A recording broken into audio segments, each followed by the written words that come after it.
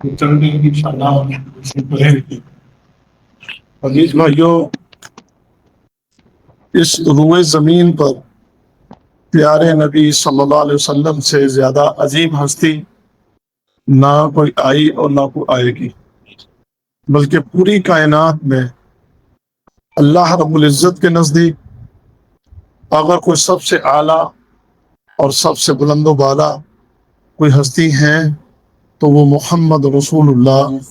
صلی اللہ علیہ وسلم ہے۔ آپ کا مقام بہت اعلیٰ اور بہت ہی بلند ہے، اور یہ ہمارا ایمان اور یہ ہمارا یقین ہے، اور اسی کے اوپر الحمدللہ ہماری دعوت بھی ہے۔ ہمارے بارے میں زیادہ تر یہ مشہور کیا جاتا ہے کہ شاید ہم معاذ اللہ گستاخ ہیں، اور پیارے حبیب صلی اللہ علیہ وسلم کو ہم اپنے بھائی کی طرح سمجھتے ہیں یا آپ کی شان میں کوئی کمی کرتے ہیں۔ اس لیے میں نے یہ پہلے عرض کر دیا کہ ہمارے نزدیک اس پوری مخلوق میں سب سے اعلیٰ اور سب سے بلند وہ محمد رسول اللہ صلی اللہ علیہ وسلم ہے۔ دوسری بات یہ کہ آپ کی سیرت کے حوالے سے ہمیں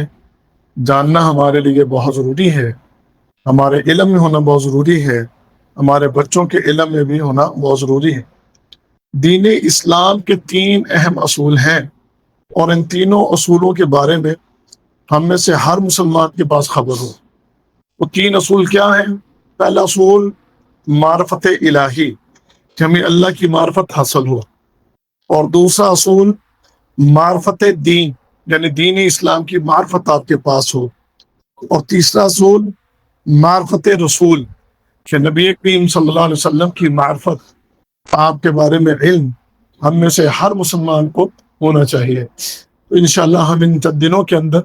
پیارے رسول صلی اللہ علیہ وسلم کی زندگی کے، آپ کے اسوہ کے کچھ ایسے پہلو ہیں کہ جو آپ کے سامنے ہم بیان کریں گے، جس کا جاننا ہم میں سے ہر مسلمان کے لیے ضروری ہے۔ اللہ تعالیٰ نے سورہ آل عمران، اس کی آیت نمبر 164 ہے، اس میں ارشاد فرمایا لقد من اللہ علی المؤمنین اذ بعث فیہم رسولا من انفسہم یتلو علیہم آیاتہ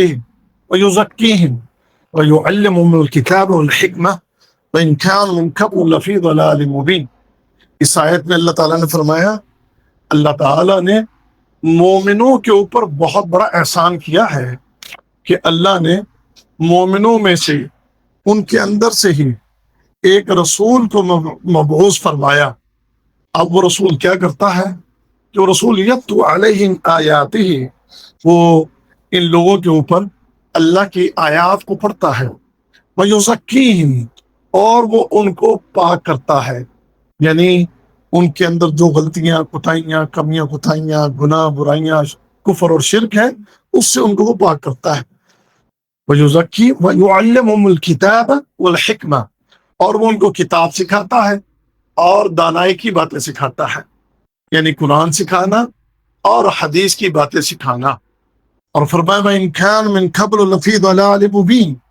اس سے پہلے کہ جب محمد رسول اللہ صلی اللہ علیہ وسلم دنیا میں تشریف لائے، اس سے پہلے پوری نسل انسانیت جو تھی وہ گمراہی کے اندر پڑی ہوئی تھی۔ اس لیے کہتے ہیں کہ پیارے رسول صلی اللہ علیہ وسلم کے آنے سے پہلے لوگ تقریباً جہنم کے گڑھے کے بالکل قریب پہنچے ہوئے تھے، اور جس کو موت آ رہی تھی وہ جہنم کے گڑھوں میں گر رہا تھا۔ اور جو پیارے حبیب صلی اللہ علیہ وسلم دنیا میں تشریف لائے، آپ نے آ کر لوگوں کو دین کی دعوت دی، تو جہنم میں گرنے والے لوگ انہیں پیارے حبیب نے بچا کر جنت کی راہ پر لگا دیا۔ اور ان لوگوں کے لیے کہ جن کے لیے جہنم یقینی بن چکی تھی، آسمان سے ان کے لیے پیغام الہی آ گیا، رضی اللہ عنہم ورضوا عنہ، اے پیارے حبیب تو نے ایسا ان کو پاک کر دیا ہے، ایسی تو نے ان کی رہنمائی کر دی ہے کہ اب یہ میرے محبوب بن گئے، میں ان کا محبوب بن گیا۔ یعنی یہ ایسے ہیں کہ جن سے میں محبت کرتا ہوں، اور یہ اب مجھ سے محبت کرتے ہیں۔ اور اس سے پہلے کیفیت کیا تھی؟ وَإِن كَانَ مِن قَبْلُ لَفِي ضَلَالٍ مُبِينٍ، اس سے پہلے یقینی جہنمی بن چکے، یقیناً ان کا جہنم میں جانا ٹھہر چکا، لیکن آپ کی آمد اور آپ کی دعوت و تبلیغ اور آپ کا دن رات کو پڑھانا اور سکھانا اس کے نتیجے میں کایا ہی پلٹ گئی کہ جہنمی جنتی بن گئے، اللہ کے غضب کے حقدار اللہ کی محبت کے حقدار بن گئے۔ اللہ اکبر کبیرہ۔ پیارے نبی صلی اللہ علیہ وسلم کا جو آپ کا خاندان ہے وہ مکہ میں سب سے زیادہ عزت والا اور سب سے زیادہ پورے مکہ کے اندر ان کی قدر کی جاتی تھی، کیونکہ بیت اللہ کا انتظام، بیت اللہ میں حاجیوں کی خدمت کا انجام، بلکہ کعبہ کے دروازے کی چابیاں بھی جو تھیں وہ اسی خاندان کے پاس تھی۔ پیارے نبی صلی اللہ علیہ وسلم کو قریشی بھی کہا جاتا ہے اور ہاشمی بھی کہا جاتا ہے۔ قریش آپ کے قبیلے کا نام ہے۔ آپ کو یہ علم ہو کہ قریش، آپ کا تعلق قریش سے ہے۔ آپ سے کبھی کوئی کافر پوچھ لیتا ہے، عیسائی آپ سے پوچھ لے کہ آپ اپنے نبی کو قریشی کہتے ہو، کیا وجہ ہے؟ تو آپ کو پتا تو ہونا کہ قریشی کیوں کہتے ہیں۔ تو آپ کو ساتھ ساتھ اپنے انشاءاللہ علم بھی دینا ہے، تو آپ کو یہ علم ہو کہ پیارے نبی صلی اللہ علیہ وسلم کے قبیلے کا نام تھا قریش۔ اور اسی طرح آتا ہے کہ آپ کے دادوں پردادوں میں اوپر جا کے ایک جو تھا اس کا نام تھا فہر بن مالک، تو فہر بن مالک کا لقب پڑ گیا تھا قریش۔ اس قریش سے آگے پھر یہ جتنا بھی سلسلہ چلا ہے یہ سب قریشی کہلائے ہیں۔ پھر آگے آپ کو ہاشمی کہا جاتا ہے۔ ہاشمی کیوں کہا جاتا ہے آپ کو؟ ہاشمی اس لیے کہا جاتا ہے کہ نبی کریم صلی اللہ علیہ وسلم کے سگے دادا عبد المطلب، ان کے والد کا نام تھا ہاشم۔ اب اس سلسلے سے آگے جتنی اولاد ہاشم کی آگے چلی ہیں، ہاشم سے عبد المطلب اور عبد المطلب سے عبداللہ اور عبداللہ سے محمد رسول اللہ، تو یہ اس نسبت سے پھر پیارے رسول صلی اللہ علیہ وسلم ہاشمی کہلاتے ہیں۔ آپ کو یہ علم حاصل ہو گیا کہ آپ قریشی بھی ہیں اور آپ ہاشمی بھی ہیں۔ اب نبی کریم صلی اللہ علیہ وسلم جب ماں کے بطن میں اللہ رب العزت نے یعنی حمل جب ٹھہر گیا حضرت آمنہ کے بطن میں، آپ کو یہ تو پتہ ہی ہے کہ آپ کی والدہ کا نام آمنہ تھا اور آپ کے والد کا نام عبداللہ تھا،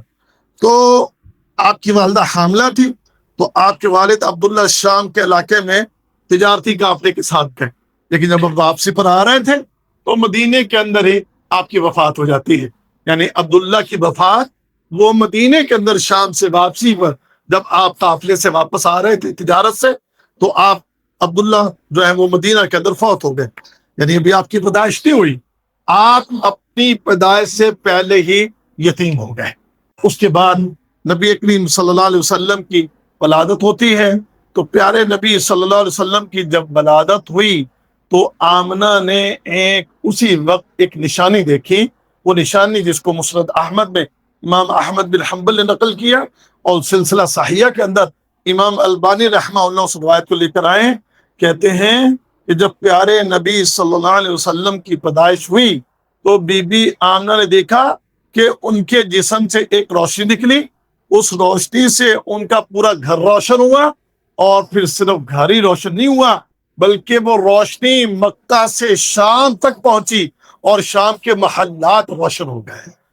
یعنی یہ پیارے نبی صلی اللہ علیہ وسلم کی پیدائش کے موقع پر ہی آمنہ نے، بی بی آمنہ نے یہ ایک عظیم نشانی دیکھ لی، جس سے ان کو اندازہ ہو گیا کہ میرے ہاں کوئی معمولی شخصیت کی پیدائش نہیں ہوئی بلکہ میرے ہاں کسی بڑی عظیم شخصیت کی پیدائش ہوئی ہے۔ تو یقیناً پیارے نبی صلی اللہ علیہ وسلم کی آمد، آپ کی آمد سے وہ دنیا کے جو اندھیروں کے اندر ڈوبی ہوئی تھی، ان اندھیروں کے اندر ڈوبی ہوئی دنیا کو روشن کرنے کے لیے محمد رسول اللہ صلی اللہ علیہ وسلم کو اللہ رب العزت نے دنیا میں بھیجا۔ تو یہ نشانی بی بی آمنہ نے اسی وقت دیکھی۔ اس کے بعد پیارے بھائیوں، پیارے نبی صلی اللہ علیہ وسلم کو دودھ پلانے والیاں مختلف ان کے نام ہیں، جن میں ایک پہلی جو ہے دودھ پلانے والی وہ ایک سویبہ ہے۔ سویبہ یہ ابو لہب کی لونڈی ہے، یہ وہی لونڈی ہے کہ جس نے آپ کی پیدائش پر جا کر ابو لہب کو بتایا تھا۔ ابو لہب تعارف آپ کو ہے کہ وہ محمد رسول اللہ صلی اللہ علیہ وسلم، اس کے پیارے نبی صلی اللہ علیہ وسلم کے وہ چچا۔ اچھا، اب ابو لہب نے اس وقت اسی سویبہ کو کہ جب اس نے جا کر خبر دی اللہ کے نبی صلی اللہ علیہ وسلم کی پیدائش کی، تو اس نے سویبہ کو آزاد کر دیا تھا۔ تو اسی سویبہ نے سب سے پہلے پیارے نبی صلی اللہ علیہ وسلم کو دودھ پلایا،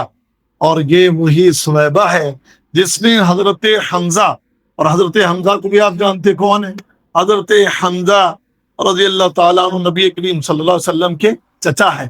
تو انہوں نے حضرت حمزہ کو بھی دودھ پلایا ہے اور محمد رسول اللہ صلی اللہ علیہ وسلم کو بھی دودھ پلایا ہے۔ اس لیے کہتے ہیں حضرت حمزہ رضی اللہ تعالیٰ عنہ پیارے نبی صلی اللہ علیہ وسلم کے چچا بھی تھے اور پیارے نبی صلی اللہ علیہ وسلم کے رضاعی بھائی بھی تھے، یعنی دودھ شریک بھائی بھی ہیں، اور تیسرا آپ کی دونوں کی آپس میں بہت زیادہ دوستی بھی تھی، تو حضرت حمزہ آپ کے رضاعی بھائی بھی۔ اس کے بعد پیارے نبی صلی اللہ علیہ وسلم کو دودھ پلانے والیوں کے اندر حلیمہ سعدیہ کا بھی نام آتا ہے، وہ بات آگے چل کر ہم کریں گے کہ حلیمہ سعدیہ نے کیسے آپ کو لیا اور کیسے آپ کو جناب دودھ پلانے کے لیے وہ لے کر گئی، اس کے بھی کچھ واقعات ہیں۔ میں زیادہ لمبا نہیں کرنا چاہتا بات کو، تھوڑا تھوڑا روزانہ ہم بیان کیا کریں گے انشاءاللہ آپ کے لیے۔ تو یہ سویبہ ہے جنہوں نے آپ کو دودھ پلایا، اور پھر محمد رسول اللہ صلی اللہ علیہ وسلم جب بڑے ہوئے، آپ کی عمر جب 7 سال ہوئی، تو اس عمر میں آپ کی والدہ بھی، ان کی بھی وفات ہو گئی تھی۔ تو یہاں پر ابھی کچھ اور باتیں ہیں، ٹائم 11-12 منٹ ہو گئے نا، تو میں انشاءاللہ باقی باتیں کل آپ کے سامنے گوشور کروں گا۔ سیرت کے اہم گوشے ہم بیان کریں گے تاکہ ہم پیارے نبی صلی اللہ علیہ وسلم کے بارے میں زیادہ سے زیادہ جان سکیں۔ اللہ تعالیٰ ہم سب کو سمجھنے کی اور عمل کرنے کی توفیق عطا فرمائے۔ وآخر دعوانا الحمد للہ رب العالمین۔